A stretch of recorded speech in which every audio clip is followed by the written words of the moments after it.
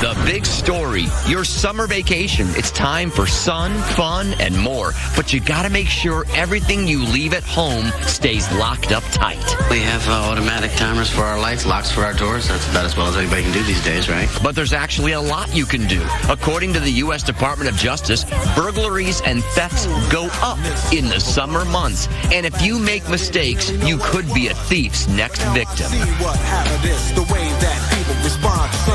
We have the man in studio who can help you do just that. Larry Lawton went from convicted criminal who ransacked homes and jewelry stores to the man helping you protect yourself. And he's here to join us with some insider tips. Larry, good morning to you. Good to be here, Good to see you, Larry. Thanks. Yeah. Fresh out of prison, what, 10 years now? Well, 10 years. 2007, I got out of prison. And you got actual prison tats. Well, people see me like this and they understand when I speak with kids all over the country now to keep them out of prison is what we're doing. But what I do now also is help people with security issues that we have, and this is what's going on right now. I do want to just get into just a touch of the background. How did you get started in the life that you led prior to this life? What made you start stealing and robbing? I mean, was it a childhood issue? Were you in the wrong group? What got you into that? Well, first off, I come from the Bronx in Brooklyn, New York. Okay. And I grew up with the wise guys, so I got hooked up into the organized crime.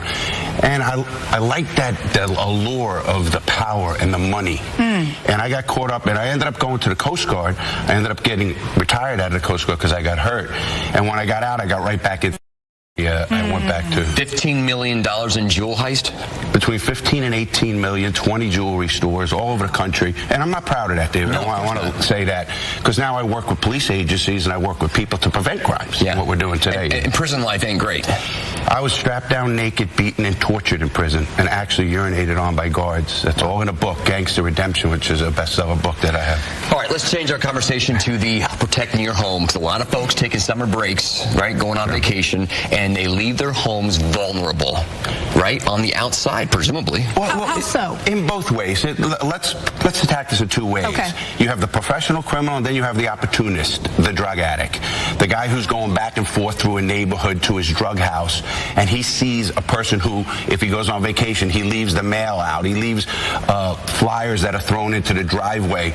Those are telltale signs that nobody's home. The trash, everybody's trash bin is out during that Tuesday, and his bin is not out, and it's always out.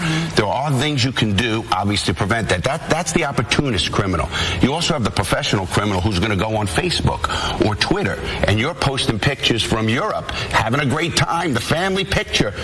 Who's home? I mean, obviously, if they're looking and they're pros and they know what's in your nice neighborhood and you are traveling to Europe, they're going to target your house, and they can beat the systems. They can beat the electronic systems and the alarms. That's pretty easy to beat for a professional.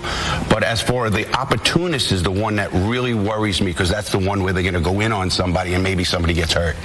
Do you keep your house looking like there's someone there all the time with lights? Well, that's always good. You know, to have the timer lights that go on if you go back behind the scene. The first thing a guy will do at nighttime would be walk through your yard. If a light goes on, they're going to run or just bolt. They don't know if you're home or not or what that light and sound scares criminals. You know, a lot of people get alarms and they say, should I get in a silent alarm?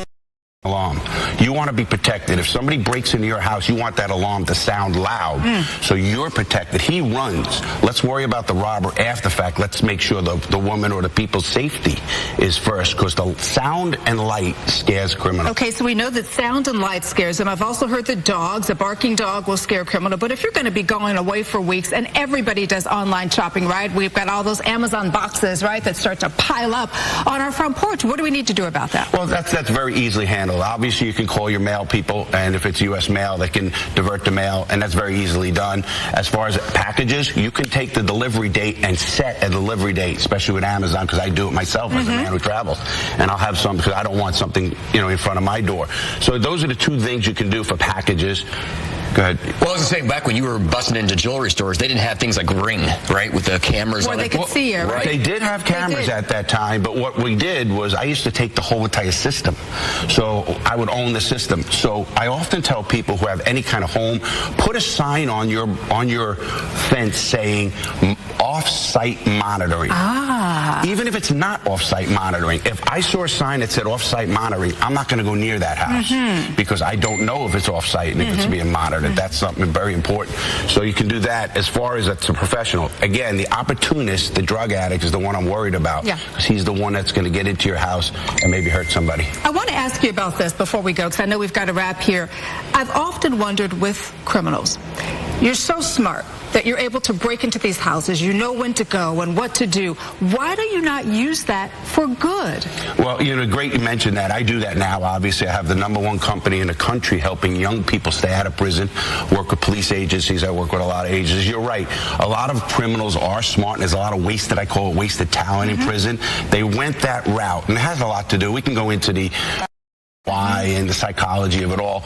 Obviously, if we can get to young people like I do early, and I divert gang members, I divert people, I help schools, get these people on the right track instead of having them go to the route I went, which is the rough route. Obviously, I'm very happy at what I do today, which is save young people, because we have just too many people going to prison thinking it's the right way, it's the easy way that works, and it's not. You know, hard work pays off. And they, you know, people look at me and the kids say, hey, I want to get a tattoo. You want to get a tattoo? Get a tattoo out of prison. These were all done in prison, and it's something people ask you, do you have gangs and stuff? There's so many gangs in prison, young people get ruined, and my goal is to keep them out of prison. Larry, I'm glad you chose the right path at this point. Thank you, David. Thank you. Have fun this summer. Take that advice, too. Good advice indeed. Absolutely. All right, we got a lot more here on Good Day Extra.